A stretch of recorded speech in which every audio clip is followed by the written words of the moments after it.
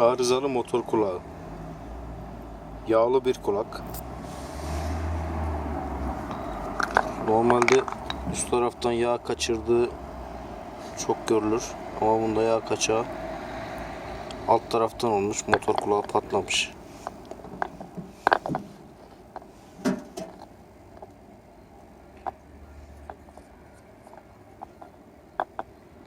...20 yıllık bir araçtan söküldü. Orijinal parça.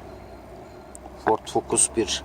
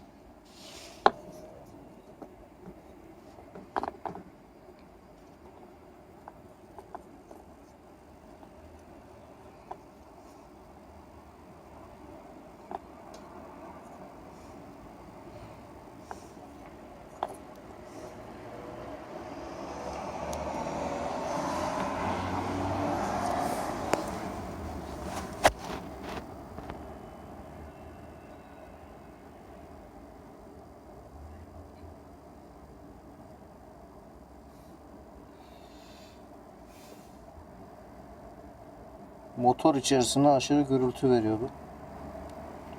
Şasiyi titretiyordu bildiğiniz. Değişim sonrası herhangi bir sıkıntı olmadı.